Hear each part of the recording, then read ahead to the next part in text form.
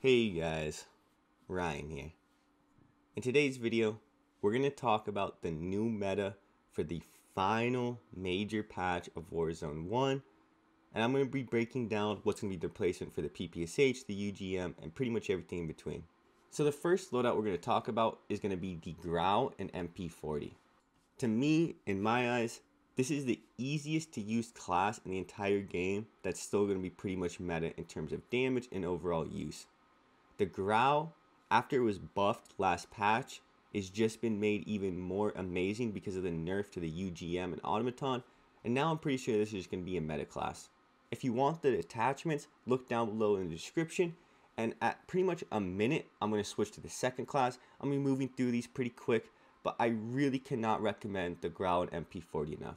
It's not the greatest in terms of damage, but both guns are super easy to use, and I personally enjoy using them both a ton.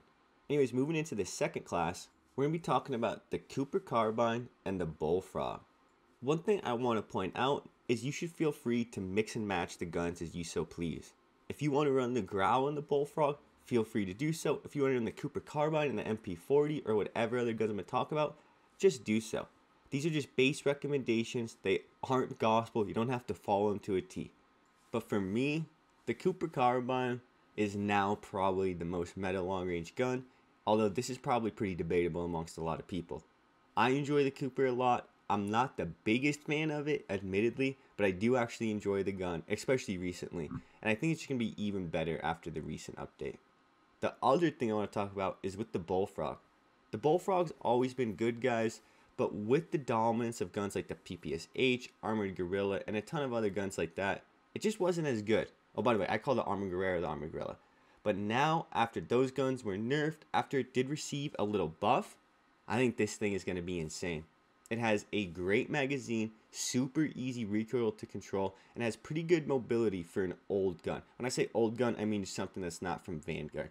Now, for me though, the only thing you have to keep in mind is aim for the head. If you get one headshot, you're going to win the fight guaranteed, and this is why I love the gun so much. So moving on from there into our third loadout, and this is going to be the AMAX with the Modern Warfare MP5. So luckily, in this last patch, they buffed the AMAX, and in the patch before, I'm pretty sure they buffed the Modern Warfare MP5, and if they didn't, it's still amazing.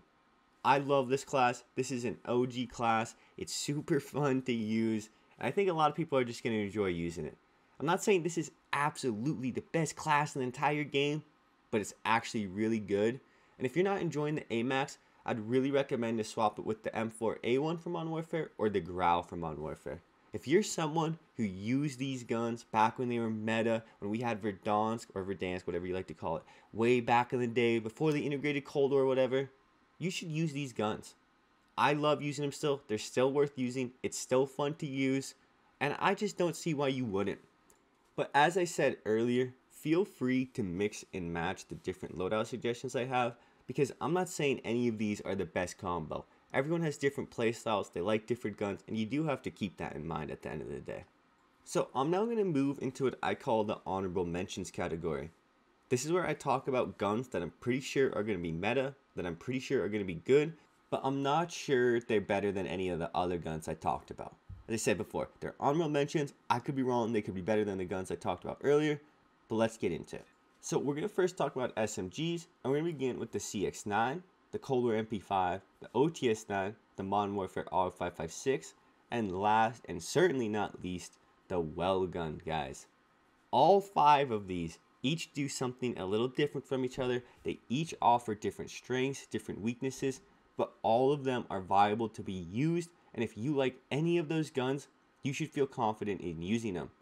I think any of those 5 SMGs, they're pretty much just as good as the 3 SMGs I listed in the beginning, and the same thing is going to apply to the assault rifles and pretty much every other gun I'm going to talk about in this list.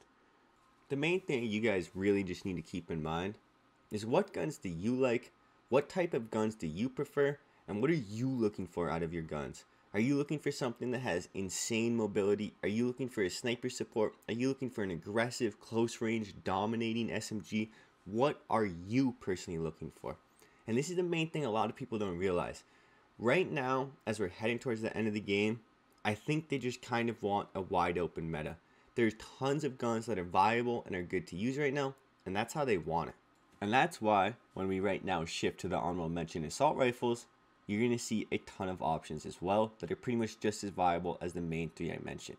So to begin with the assault rifles, we're going to have the Modern Warfare M4A1, which is a personal favorite of mine. Then the Whitley, the STG-44, and last but not least for these two are going to be the Kilo and PKM. And if you're someone who likes Modern Warfare guns, really pay attention to those bottom two and the M4A1. All of those are actually really, really good right now. And I know people really don't know about the Whitley, but it's a beast, guys. It's kind of hard to control, but if you have good recoil control, this thing is a melt machine in terms of damage, and I love it. I also was going to put the QBZ on there, but it felt weird putting 6 guns. So if you're someone who's used the QBZ in the past, do consider using it because it has super low recoil, pretty good damage, and it just got buffed in the last patch. Pretty much, guys, as I mentioned before, we're coming into the end of the overall meta. We're coming into the end of Warzone 1, and they're trying to make the meta a lot more open and a lot better for all players. I think one of the key things you guys need to realize, I don't think they want the PPSH or UGM running around dominating like they did for the last 2 months, because this is the end of the game and they just want people to use whatever they like. There's obviously going to be a couple guns better than others. That's always the case in Warzone, but it's going to be a pretty wide open meta. I didn't touch on snipers or sniper supports in this video, even though they're very good, but I'm going to talk about that in a video 2 to 3 days from now, maybe even 4 to 5 days, so keep your eyes on that and just keep that in mind. Anyways, guys, it's been Ryan. I hope you enjoyed this video. I hope you enjoyed this final little patch for Warzone 1, and I hope you just have a good time playing it. It's been Ryan. Peace.